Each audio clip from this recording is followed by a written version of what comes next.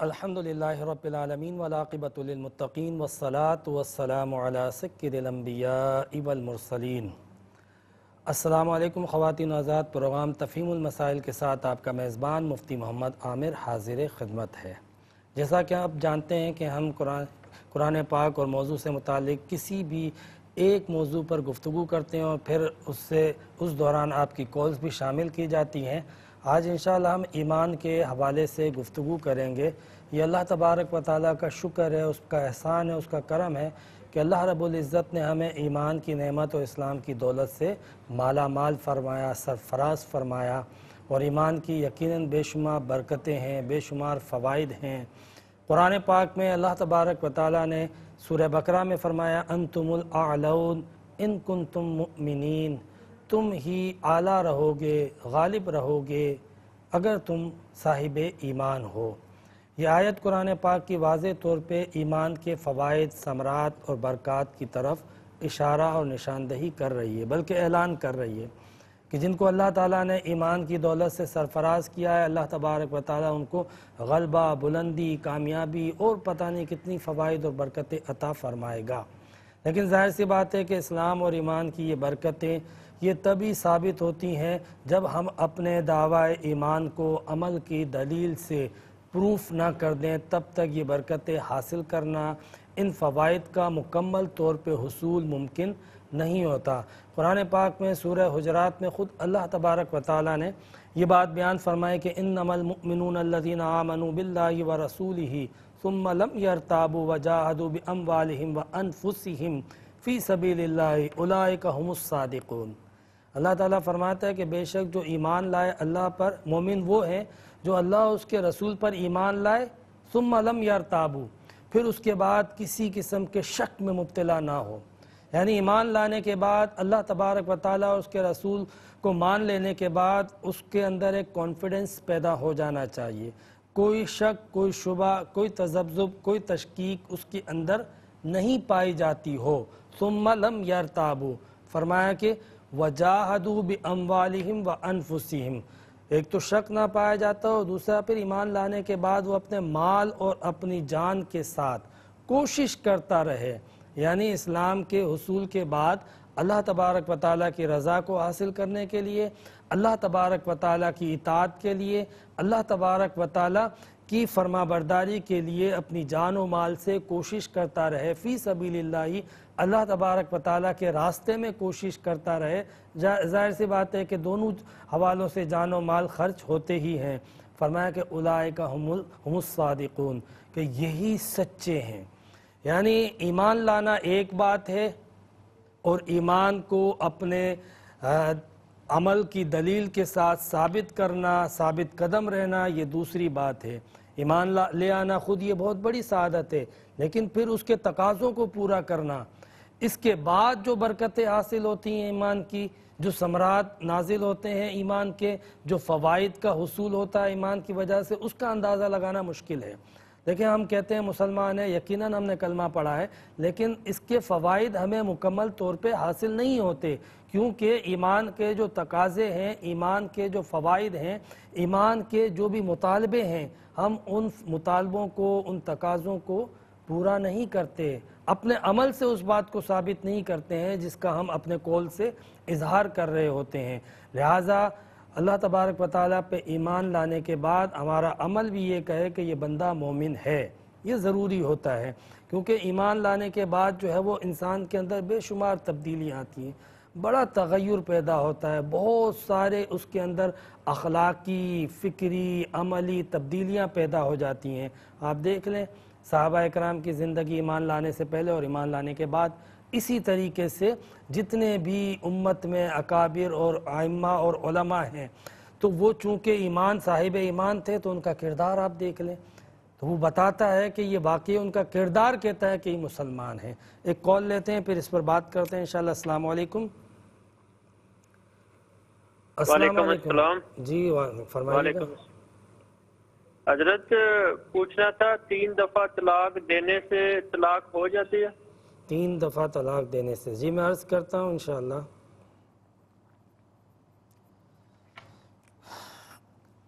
تو جتنے بھی اکابر امت ہیں، بزرگان دین ہیں، ائمہ ہیں، صلحاء ہیں، آپ کو ان کا عمل خود بخود کہتا تھا کہ وہ واقعی صاحب ایمان ہے، کیونکہ وہ صاحب کردار بھی تھے۔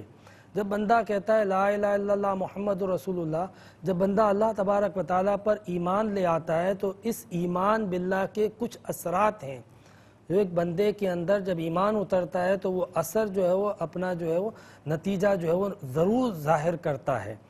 تو اب بندہ ایمان تو لے آئے اس ذات پہ کہ جو ذات جو ہے وہ قادر مطلق ہے، وہ ذات جو مالک یوم الدین ہے، وہ ذات جو دیکھ رہی ہے، سن رہی ہے۔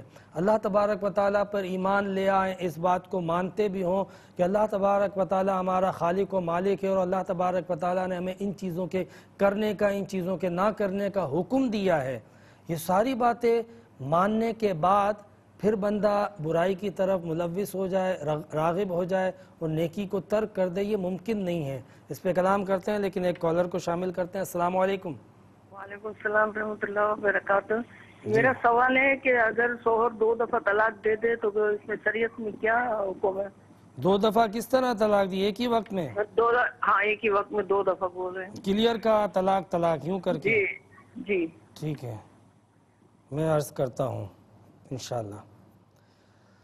تو بندہ جب اس بات پہ یقین رکھتا ہو نا کہ مجھے اللہ تبارک و تعالیٰ کے مرنے کے بعد اللہ تبارک و تعالیٰ کی بارگاہ میں حاضر ہونا ہے، اس بات کا یقین ہو اور اللہ تبارک و تعالیٰ کی بارگاہ میں اپنے اعمال کا، اپنی زندگی کا حساب دینا ہے، تو ایمان باللہ اس وقت بندے کے اندر ایک کیفیت پیدا کرتا ہے خود احتسابی اور خوف کی، جو اس کے کردار کی تبدیلی کا باعث بنتی ہے۔ یعنی بندہ اللہ پہ ایمان رکھتا ہو، اسے یہ پتا ہو کہ وہ مجھے دیکھ رہا ہے، یہ بھی پتا ہے کہ مجھے اس کو حساب دینا ہے، تو کیسے ممکن ہے کہ پھر بندہ اللہ تبارک و تعالیٰ کی نافرمانی کرے؟ ہم کہیں بیٹھے ہوتے ہیں اور سامنے کیمرہ لگا ہوا ہو تو ہم فوراً کیمرے کی وجہ سے محتاط ہو جاتے ہیں۔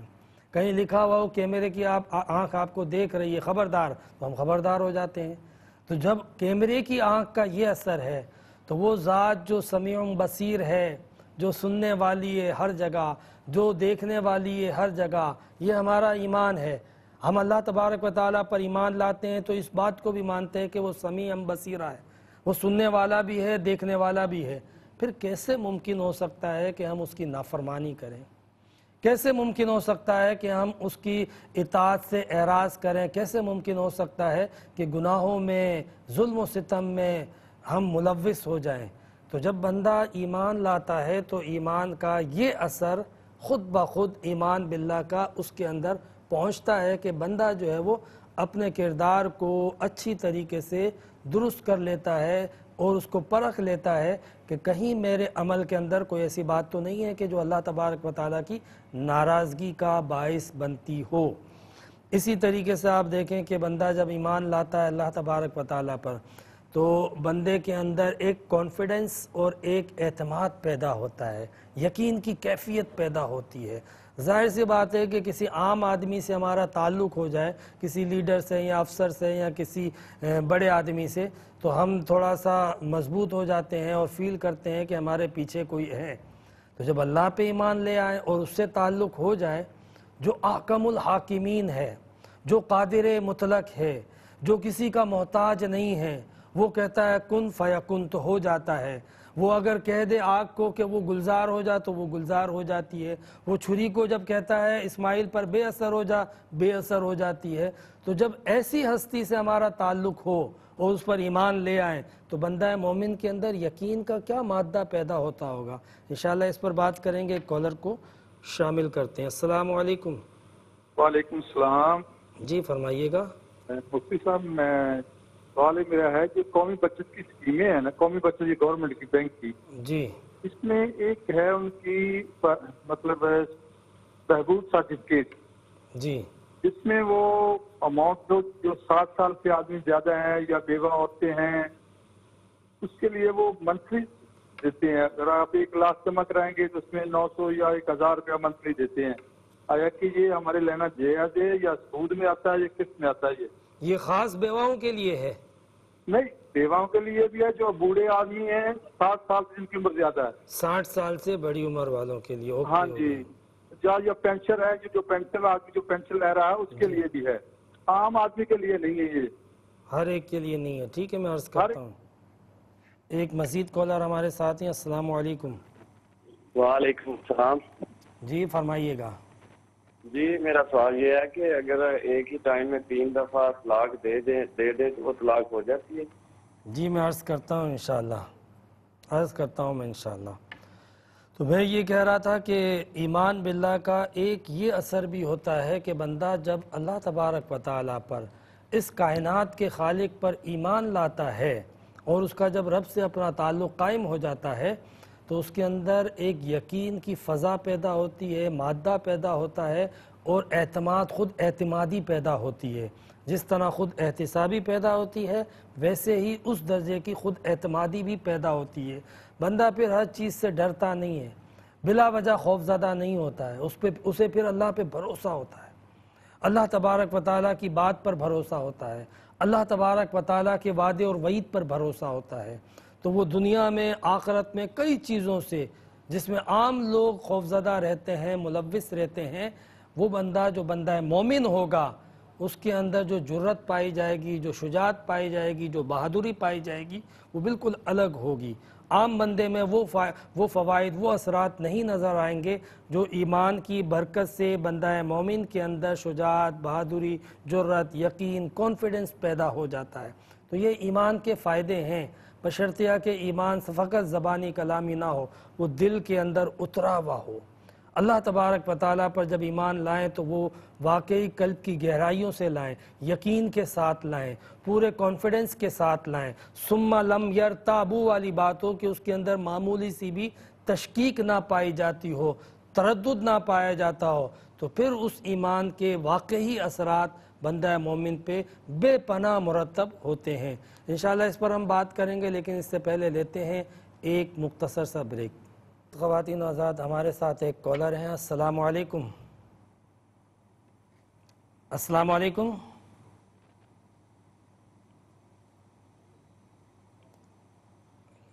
कॉल ड्रॉप हो गई है। ईमान के असरात और उसके फ़वाइद और उसकी बरकतों के हवाले से हम गुफ्तगू कर रहे थे कि बंदा जब ईमान ले आता है अल्लाह तबारक व तआला पर, तो ईमान बिल्लाह की एक बरकत और एक फ़ायदा ये भी है कि बंदा मोमिन के अंदर ख़ुद एतमादी पैदा होती है, उसके अंदर जुर्रत और शुजात भी पैदा होती है अल्लाह तबारक व तआला पर ईमान लाने की बरकत से, बशर्तिया कि ईमान कामिल हो। आज मशरिक़ व मग़रिब हमें डराते हैं और मुसलमान हमेशा हर मामले में कमज़ोर नज़र आते हैं। इस कमज़ोरी का और डरने का बुनियादी सबब ईमान की कमज़ोरी है। अगर वहाँ मजबूती होगी तो उसका असर आपको दुनिया में और ज़िंदगी में भी यकीनन महसूस होगा। एक कॉलर को शामिल करते हैं। अस्सलाम वालेकुम। अस्सलाम वालेकुम। वालेकुम अस्सलाम। मुफ्ती साहब, मेरा ये सवाल है कि अगर हम जैसे डबल फ्लाइट करके हम उम्रे के लिए जाते हैं कराची से जद्दा, फिर जद्दा से जो है ना वो क्या कहते हैं मक्का, तो हमें फौरन ही उम्रा अदा करना होगा या हम उसके लिए कुछ रेस्ट कर सकते हैं कि एक दिन का रेस्ट करके दूसरे दिन करें? ठीक है, मैं अर्ज़ करता हूँ, मैं इंशाल्लाह अर्ज़ करता हूँ।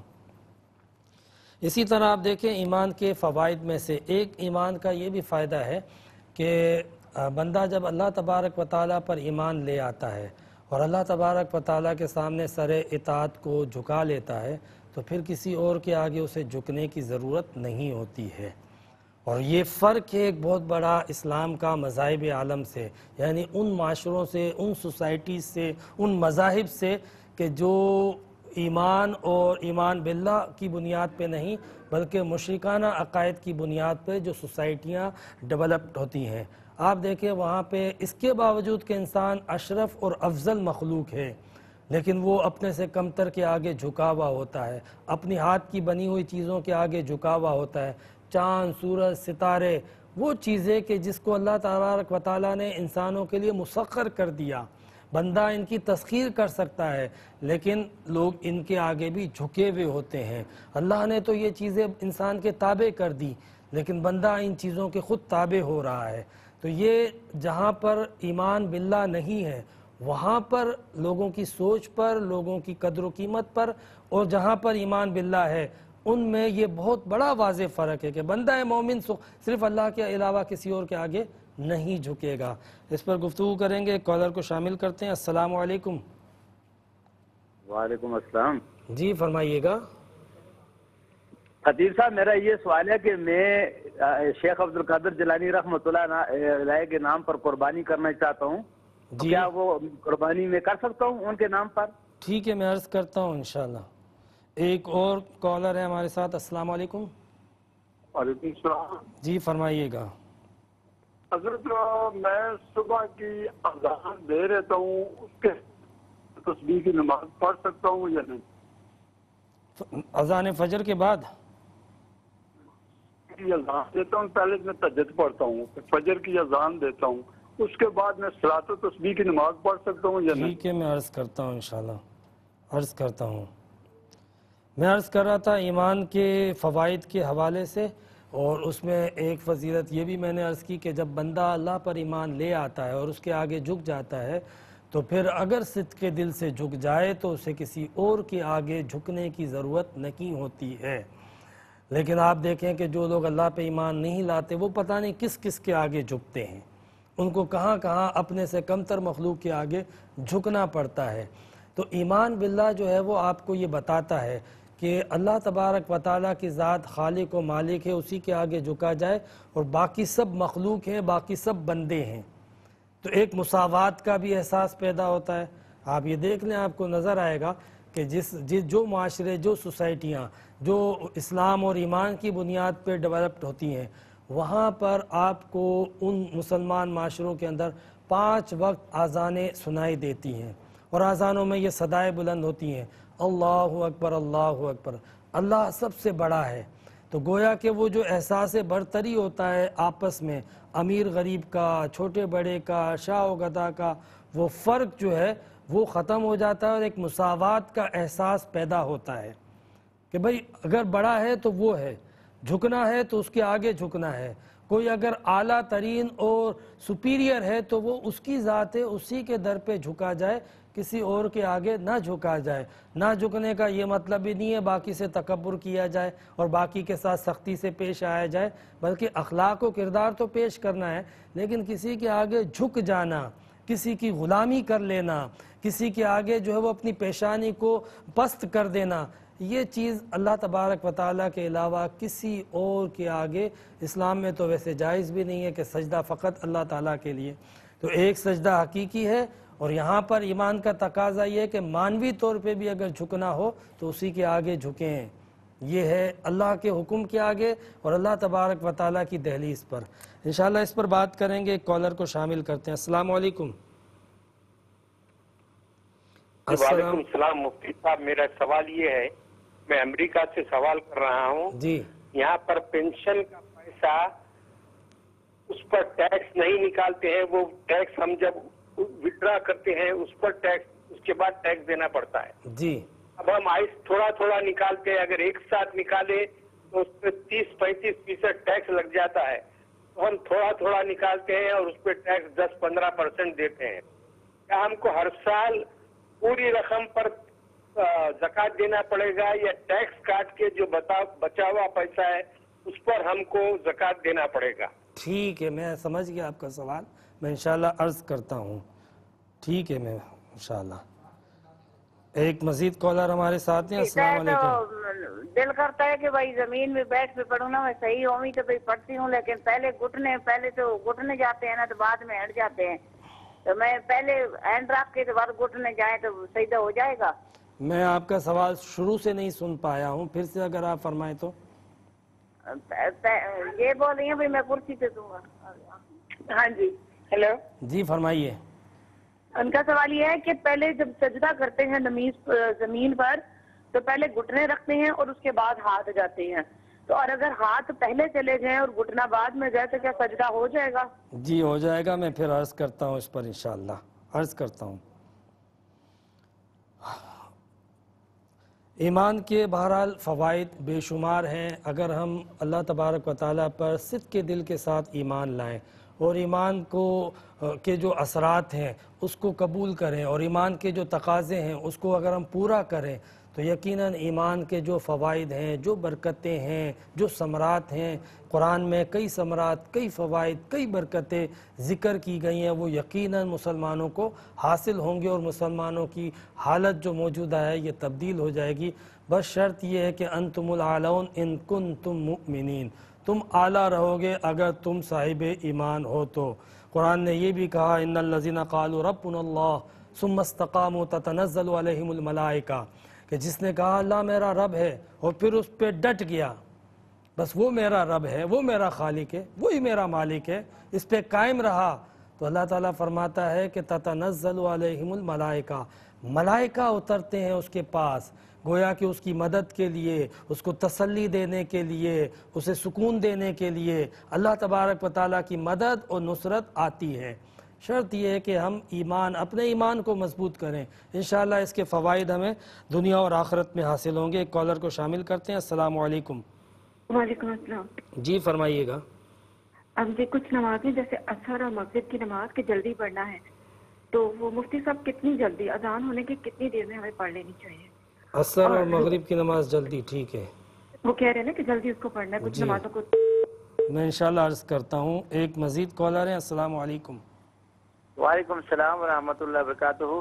مفتی صاحب میرا سوال یہ ہے کہ قربانی میں جو ہیں کہ شامل کیے جاتے ہیں اس کے گائے کے پائے حصے داروں میں، اور دوسرا یہ ہے کہ جو بکنگ ہوتی ہے تو بکنگ کے اندر عموماً کہتے ہیں کہ اگر کوئی غیر مذہب بندہ آ گیا تو کسی کی قربانی نہیں ہوگی، تو جب بکنگ وہ کرتے ہیں تو اس میں تو وہ پتہ ہی نہیں ہوتا کوئی کس مذہب سے تعلق رکھتے ہیں، پوچھنا چاہیے۔ مطلب آپ کو لگتا ہے کہ یہ جو ہم عید الاضحیٰ کی جو قربانی کرتے ہیں یہ باقی سارے مذاہب والے بھی کرتے ہیں؟ ہیلو،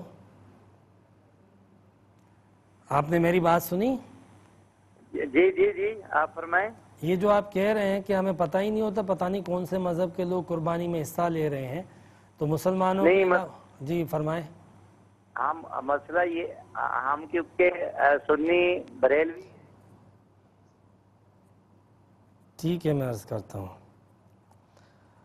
انشاءاللہ جوابات کی طرف آتے ہیں۔ کافی سوالات جمع ہو گئے ہیں۔ 3 سوال ہمارے اوپر جو ہے وہ طلاق سے متعلق آئے تھے، جس میں 2 سوال ایک طرح کے تھے کہ کیا 3 طلاقوں سے طلاقیں دینے سے 3 طلاقیں ہو جاتی ہے یا طلاق ہو جاتی ہے، ایک بھائی نے یہ بھی پوچھا تھا، اور ایک سوال یہ تھا کہ اگر کسی نے 2 طلاقیں دی تو کیا حکم ہے۔ تو دیکھیں، ایک طلاق دیں گے تو فقہ حنفی کے مطابق ایک طلاق واقع ہوتی ہے، صراحتاً ورڈ طلاق یوز کریں، اور اگر 2 طلاق دی تو فقہ حنفی کے مطابق 2 طلاقیں واقع ہو جاتی ہیں بر وقت، اور 3 طلاقیں دی تو 3 طلاقیں واقع ہو جاتی ہیں فقہ حنفی کے مطابق۔ لہٰذا فقہ حنفی میں ایک ہی فتویٰ ہے، یہی فتویٰ ہے کہ جتنی طلاقیں دی اتنی طلاقیں واقع ہو جاتی ہیں، یعنی 1 یا 2 یا 3۔ ایک کالر کو شامل کرتے ہیں۔ السلام علیکم۔ السلام علیکم۔ السلام علیکم۔ جی وعلیکم السلام۔ مفتی صاحب میرا یہ سوال ہے کہ قربانی کے لیے کتنا نصاب ہونا چاہیے جس سے قربانی واجب ہو جاتی ہے؟ ٹھیک ہے۔ اور دوسرا یہ ہے قربانی فرض ہوتی ہے، واجب ہوتی ہے، سنت ہوتی ہے، نفل ہوتی ہے، مستحب ہے، کیا ہے؟ انشاءاللہ عرض کرتا ہوں میں۔ ایک مزید کالر ہمارے ساتھ ہیں۔ السلام علیکم۔ جی وعلیکم السلام۔ جی فرمائیے۔ ہاں جی، میں نے پوچھنا تھا کہ حاملہ عورت جو ہے وہ میت کو غسل دے سکتی ہیں؟ ٹھیک ہے، میں عرض کرتا ہوں انشاءاللہ۔ اور دوسرا سوال یہ تھا کہ جب بچہ کی پیدائش ہوتی ہے تو اس کے دونوں کانوں میں اذان دی جائے گی یا اقامت دیتے ہیں؟ ٹھیک ہے، میں عرض کرتا ہوں۔ باقی سوالات کے انشاءاللہ ہم جواب دیں گے، لیکن اس سے پہلے لیتے ہیں ایک مختصر سا بریک۔ السلام علیکم۔ خوش آمدید خواتین و حضرات، ہمارے ساتھ ایک کالر ہیں۔ السلام علیکم۔ السلام جی فرمائیے۔ صاحب مجھے یہ معلوم کرنا تھا کہ جیسے ایک ماں جیسے اپنی دونوں شادی شدہ بیٹیوں کے نام کی قربانی کر سکتی ہیں یہ؟ ٹھیک ہے، میں عرض کرتا ہوں انشاءاللہ۔ یہ ہم سے سوال پوچھا تھا بھائی نے کہ یہ قومی بچت یا اس طرح کی اسکیم جو حکومت کی طرف سے آتی ہے، 60 سال سے بڑی عمر کے جو لوگ ہوتے ہیں یا بیوہ جو خواتین ہوتی ہیں کہ وہ ایک مخصوص اماؤنٹ جمع کرا دیں جس پر جو ہے وہ ان کو پروفٹ دیا جائے گا۔ دیکھیں ویسے جو ہے وہ جو سود کی تعریف ہے اور جو شریعت میں جو ممانعت ہے سود کی، یہ اس کے زمرے میں آتا ہے، کہ آپ کوئی رقم دیں اور اس کے اوپر جو ہے وہ منافع متعین منافع جو ہے وہ لیں تو پھر اس کو سود کہا جاتا ہے. سود کی جو تعریف ہے وہ اس پر مکمل آتی ہے. لیکن اس لیے کہ اگر ایسی کوئی چیز ریاست کی طرف سے ہو اور ان لوگوں کے لیے ہو جن کا کوئی کمانے والا اور کوئی وسائل نہ ہو اور ان کے لیے ایک آمدنی کا آسان اور کوئی مناسب سورس ان کے لیے وضع کیا جائے، مثلا بیواؤں کے لیے کہ جس کے پاس کوئی اور طریقہ ہی نہیں ہے، نہ وہ خود کاروبار کر سکتی ہے نہ کسی پہ اعتماد کر سکتی ہے. آج کل کس پہ اعتماد کریں؟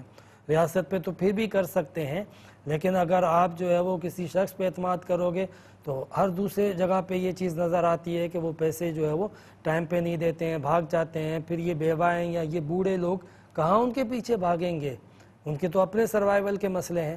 تو لہٰذا ان کی سہولت کے پیش نظر حکومت اگر اس طرح کی کوئی رعایت ان لوگوں کو دیتی ہے، جنرل فیسلٹی نہیں ہے، تو پھر وہ اویل کر سکتے ہیں. لیکن کوئی یہ آئیڈیل یا اسلام میں رائج شکل نہیں ہے.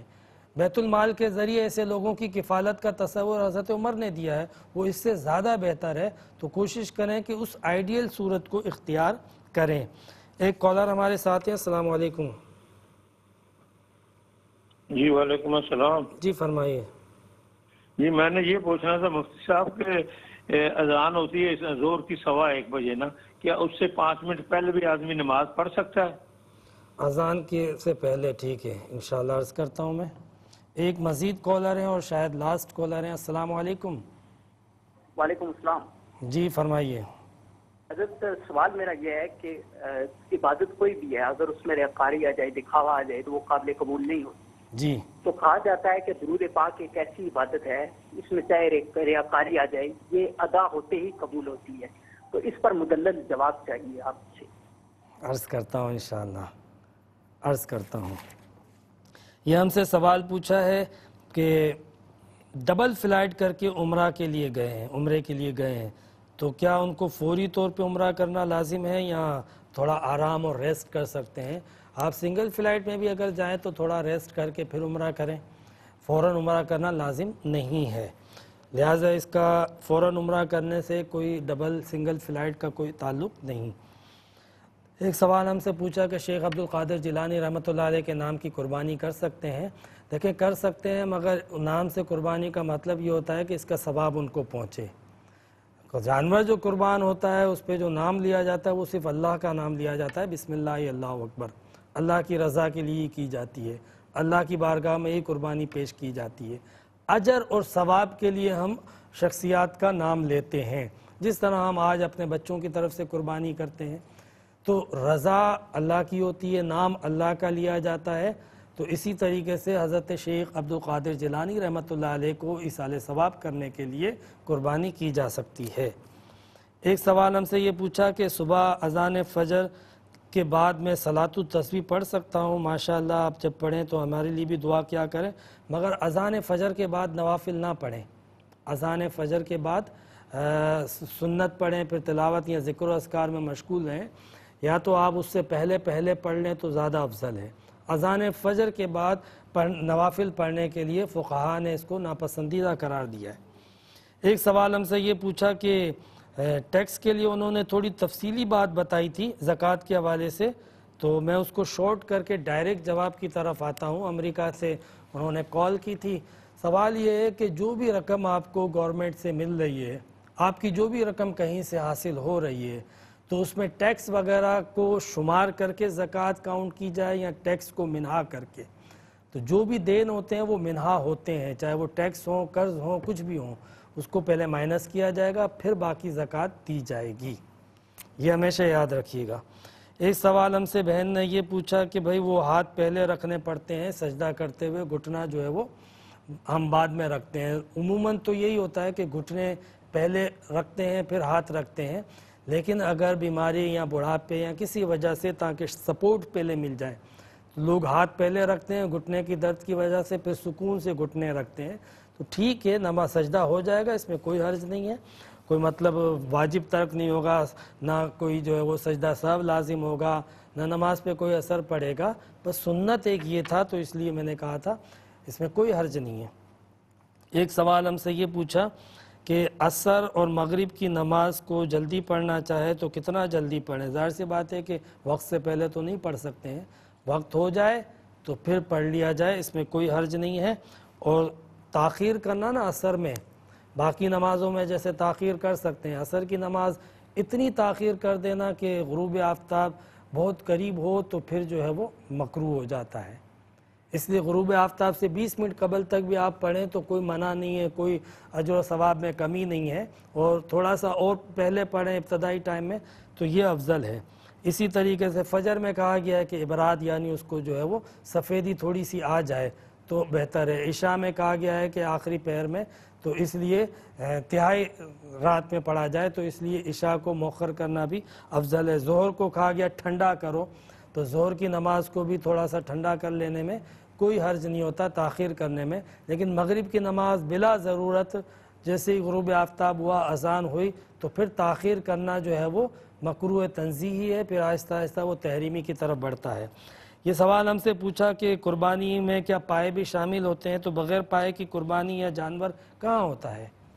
ایک پایا بھی نہیں ہوگا تو مسئلہ ہو جائے گا، جانور چل کے قربان گاہ میں جانا چاہیے، تو پائے تو ہونے چاہیے۔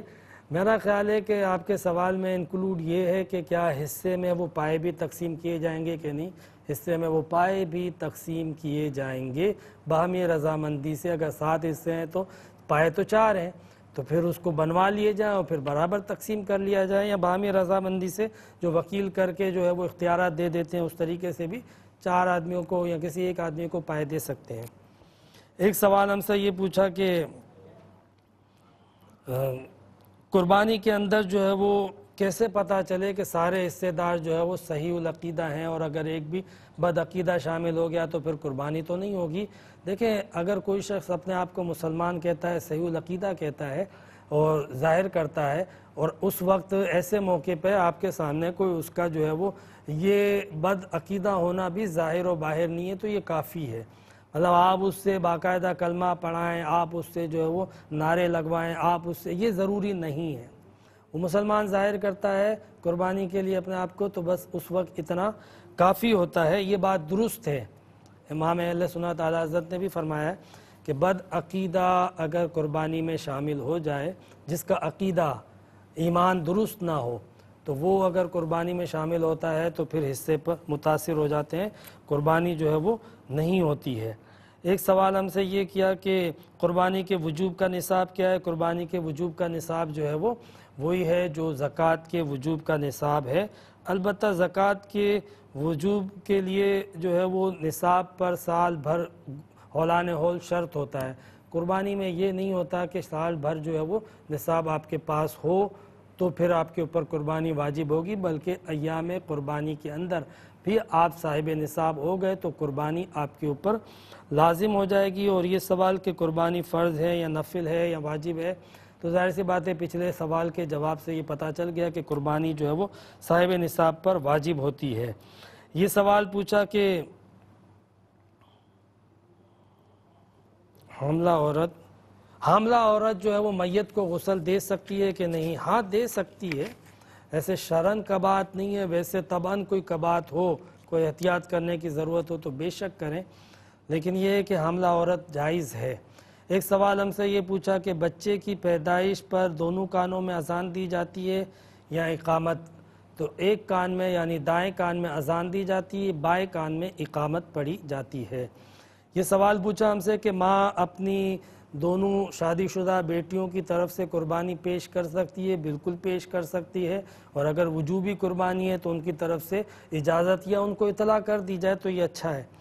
ایک سوال ہم سے یہ پوچھا کہ اذان سے 5 منٹ قبل اگر ہم نماز پڑھ لیں تو کوئی حرج ہے؟ مثلا ظہر وغیرہ کی نماز ہاں پڑھ سکتے ہیں، وقت ہو جائے اور اذان نہیں ہوئی ہے تو مکروہ ضرور ہے، تنزیہی، تحریمی نہیں، لیکن بہرحال نماز ہو جائے گی، واجب الاعادہ نہیں ہوگی، وقت ہو گیا نماز پڑھ لیں۔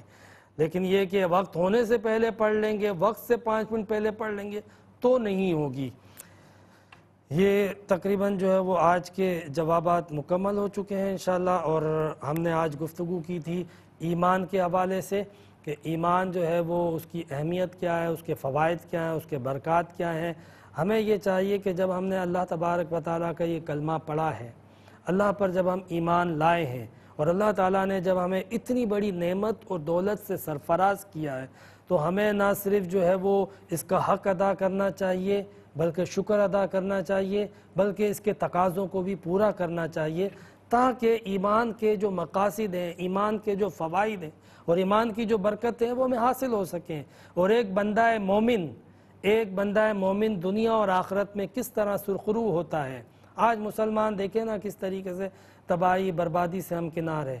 مسلمان اگر اپنے ایمان کے تقاضوں کو پورا کریں، ایمان کی جو ریکوائرمنٹ ہیں، اللہ تعالیٰ کی اطاعت، عبادت، نماز، روزہ، صلاۃ، ایک اپنے کردار کو بہتر کرنا، اپنے اخلاق کو بہتر کرنا، لوگوں کو دھوکہ نہ دینا، تنگ نہ کرنا، یہ اسلام کی بنیادی تعلیم ہے۔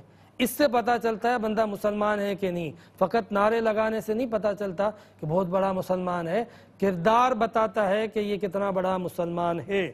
تو مسلمان ہیں، اسلام کے دعوے دار ہیں، اسلام کے بہت ہی زیادہ اسلام سے اپنے تعلق کو ظاہر کرتے ہیں، تو پھر عمل اور میدان عمل کے اندر بھی آپ کا وہ کردار نظر آنا چاہیے۔ اللہ تعالی ہم سب کو عمل کی توفیق عطا فرمائے۔ وآخر دعوانا ان الحمد للہ رب العالمین۔ ناظرین، اگر آپ ایسی ہی مزید ویڈیوز دیکھنا چاہتے ہیں تو ہمارا ARYQTV کا چینل سبسکرائب کیجئے اور بیل آئیکن کا بٹن دبانا نہ بھولیے تاکہ آپ سے کوئی پسندیدہ پروگرام مس نہ ہو جائے۔